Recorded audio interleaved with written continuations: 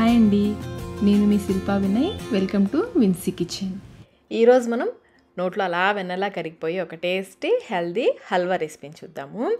పాలు, పంచదార, అసలు ఎలాంటి పిండ్లు లేకుండా చాలా అంటే చాలా సింపుల్. మనం ఎప్పుడు స్వీట్ తినాలనిపిస్తే అప్పుడు చేసేసుకోవచ్చు. టేస్ట్ చాలా బాగుంటుంది, చాలా హెల్దీ కూడా. మరి ఇంకెందుకు ఆలస్యం, ఈ టేస్టీ హల్వాని ఎలా తయారు చేసుకోవాలో చూసేద్దాం రండి. ముందుగా మిక్సీ జార్లో 1 కప్పు వేయించి పొట్టు తీసుకున్న పల్లీల్ని వేసుకోవాలి. కొంచెం నీళ్ళు పోసుకుంటూ వీలైనంత మెత్తగా గ్రైండ్ చేసుకోవాలి. నీళ్ళకి బదులుగా మీరు పాలైనా వేసుకోవచ్చు. చూడండి, ఈ విధంగా బాగా మెత్తగా గ్రైండ్ చేసుకోవాలి. కన్సిస్టెన్సీ కూడా చూడండి ఈ విధంగా ఉండాలి.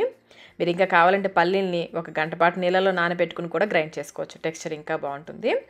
ఇప్పుడు స్టవ్ పైన ప్యాన్ పెట్టేసుకుని 2 టేబుల్ స్పూన్లు నెయ్యి వేసుకుని ఇందులో మనం గ్రైండ్ చేసుకున్న పల్లీల పేస్ట్ వేసుకోవాలి. ఈ పల్లీల పేస్ట్ కన్సిస్టెన్సీ చూసారు కదా, మరీ గట్టిగా గ్రైండ్ చేసుకోవద్దు. అలాగే మిక్సీ జార్లో కొన్ని నీళ్ళు పోసి తెలిపేసి ఆ నీళ్ళు కూడా ఇందులో పోసేసాను. ఫ్లేమ్ని లోకి మీడియంకి అడ్జస్ట్ చేసుకుంటూ కలుపుకుంటూ ఇది ప్యాన్ నుంచి సపరేట్ అయ్యేంత వరకు ఉడికించుకోవాలి. కొంచెం సేపటికి చూడండి ఈ విధంగా ప్యాన్ నుంచి సపరేట్ అవుతుంది. ఈ విధంగా ఉడికించుకోవాలి. ఇప్పుడు ఇందులో నేను 1/4 కప్పు తురిమిన బెల్లం వేస్తున్నాను. స్వీట్ ఎక్కువ తినేవాళ్ళైతే 1 కప్పు బెల్లం వేసుకోండి. 1/4 కప్పు బెల్లం వేస్తే స్వీట్ కొంచెం మైల్డ్ స్వీట్తో ఉంటుంది. ఈ బెల్లం ఇందులో బాగా కలిసేలాగా కలుపుకోవాలి. బెల్లం వేసి కలిపాక మళ్ళీ కొంచెం పలచబడుతుంది. బెల్లం ఈ విధంగా పూర్తిగా కరిగిన తర్వాత ఇందులో మరొక 2 టేబుల్ స్పూన్ల నెయ్యి వేసుకోవాలి. మళ్ళీ ఇది ప్యాన్ నుంచి సపరేట్ అవుతూ ఒక ముద్దగా అయ్యేంత వరకు కలుపుకుంటూ ఉడికించుకోవాలి. ఫ్లేమ్ని లోకి మీడియంకి అడ్జస్ట్ చేసుకుంటూ మాడిపోకుండా కలుపుకుంటూ ఉడికించుకోవాలి. ఇది దగ్గర పడుతున్న కొద్దీ కలర్ కూడా కొంచెం డార్క్గా అవుతూ ఉంటుంది.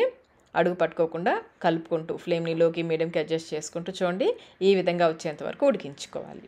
ఒక ముద్దలాగా అవుతుంది కదా, ఈ విధంగా ఉడికించుకోవాలి. చివరిగా 1 స్పూన్ నెయ్యిలో జీడిపప్పు పలుకులు వేసి వేయించేసుకుని అవి వేసేసుకుని కలుపుకోవాలి. మంచి ఫ్లేవర్ కోసం యాలకుల పొడి కూడా ఒక 3-4 యాలకుల్ని దంచి వేసేసుకుని కలిపేసుకోండి.